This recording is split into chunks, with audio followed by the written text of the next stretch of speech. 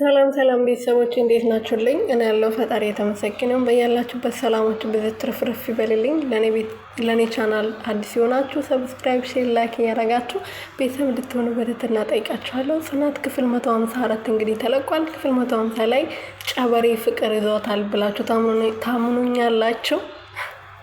እና ጨበሬ ኒናዬ እንግዲህ ከናቴ ፍቅር ይዘውታል። ፍቅር ይዟታል፣ ያንጨረጨራት ነው እንግዲህ። ሌላ ናቴ እንግዲህ አሁን በዚህ ሰዓት ፊልድ ሄዶበት በነበረበት ሰዓት የሆነች አበባ የምትሸጥ ሴት እምቡጥዬ የምላት ሴት ተዋውቋል ማለት ነው። ከእምቡጥዬ እንግዲህ ፍቅር ይዞታል። እሱ አበባ ይሸክምላታል፣ የማይሰራው ነገር የለም። እሷ ግን እየተጫወተችበት ነው።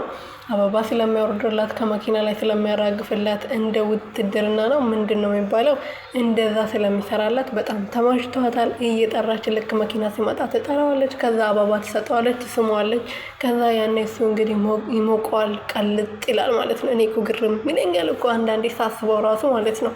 እኔ መቼ ነው እንደዚህ ቅልጥ የምለው ብዬ እላቸዋለሁ ማለት ነው። ለማንኛውም ኒናዬ እንግዲህ ወደ ቤት አበባ ሰጥታው ነበረ እምቡጥዬ ማለት ነው።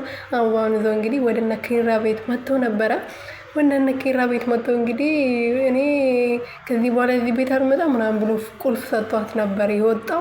እምቡጥዬ ብሎ ሲያወራ ስለሰማች ይቺ እምቡጥዬማ ማን አባቷ እንደሆነች ማወቅ አለብኝ፣ ይሄ ወሬማ ሊያመልጠኝ አይገባም ብላ እንግዲህ ተከታትለዋለች ማለት ነው። እምቡጥዬን ታያታለች ብዬ ተስፋ አደርጋለሁ። ኒናዬ መቼም ወንድ አይወጣልኝም ብላለች። ወንድ አልወጣላትም። አሁን ከናትዬ ጋር የሆነ ነገር ለመጀመር እያሰበች ነበር፣ ግን አልተሳካላትም። አሁንም ከሌላ ሰው ፍቅር ይዞታል ማለት ነው እሱን። ለማንኛውም ቤተሰቦችዬ፣ ምሩዬ የኔ ቆንጆ የኔ ፍቅር እንግዲህ ትላንት አለምዬ ደውላለት ነይ ቤት ብላት ነበረ። ቤት የጠራችበት ምክንያት እንግዲህ በደንብ የሚያናድዳት የሚያበሳጫት ነገር ነበር። ከጽዮን ጋር አዘጋጅቶ የጠበቋት የኑሃሚ አባት እንግዲህ ከቤት ወጥቷል። ከቤት ወጣበት ምክንያት ደግሞ ሰንዬ ምሩዬ ከዚህ በላይ መጎዳት የለባትም፣ እየሰደበቻት ነው፣ የተባረከ ልጅ አይስጥሽ አያሳቅፍሽ ብላ እየሰደበቻት ነው ብላ ሁሉም ነገር ስለተናገረች የኑሃሚ አባት ቤት ገብቶ ከሚስቱ ጋር ተጣልቶ ከቤት ወጥቶ ቅዱሴ ጋር ነው ያለው ማለት ነው።